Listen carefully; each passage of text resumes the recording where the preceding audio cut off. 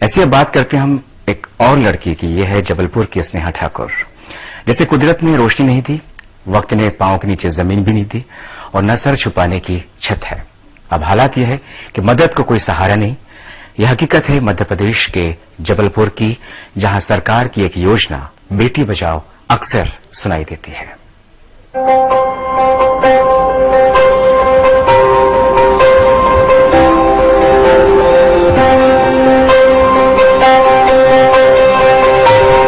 स्नेहा ठाकुर, जिसकी आंखें हैं पर देख नहीं पाती, छोटी थी तभी मां चल बसी। होश संभाला तो सिर से पिता का साया भी उठ गया। भाई भाभी ने घर का दरवाजा बंद कर दिया। इस कच्चे मकान की छत थी, वो भी बारिश में टूट गई। इस उम्मीद में स्नेहा कलेक्टर के पास पहुंची कि टूटी छत का मुआवजा तो मिल जाए। मेरा मकान बारिश के कारण पूरा टूट गया है। न मेरे माँ बाप है, न मेरे भाई बहन चाहते हैं और मुझे स्कूल से भी निकाल दिए हैं।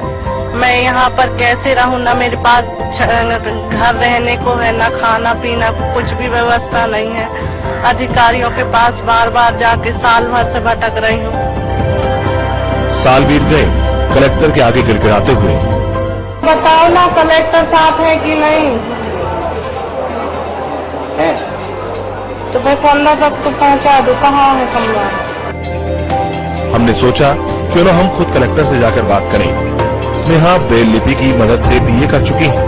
आखिर कहीं कोई ठिकाना ये नौकरी मिल जाए। लेकिन कलेक्टर विवेक पोरवाल तो इस मामले में बिल्कुल भी गंभीर नहीं दिखे।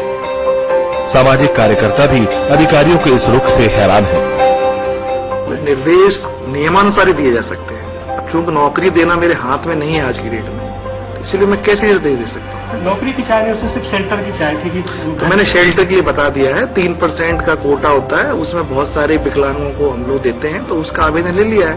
अगली जिला पंचायत की मीटिंग होगी तो उसमें रख के उसको स्वीकृत कराने का प्रयास। और अकेली ये लड़की टोटली ब्लाइंड है, इसको जरूरी है कि इसके साथ कोई एक न एक बंदा रहे। तो ये मैं चाहूंगी, और हमारी संस्था इसके साथ कई दिनों से लगी हुई है। पूरा 1 वर्ष हो गया है भटकते भटकते कलेक्टेड में। इससे पहले स्नेहा एक निजी हॉस्टल में रहकर काम कर रही थी, लेकिन वहां से निकाल दिया गया। स्नेहा अपने पैरों पर खड़ा होना चाहती है। समय के जरिए उसने मुख्यमंत्री से एक अपील की है। अब मदद नहीं मिली तो जी नहीं पाएगी।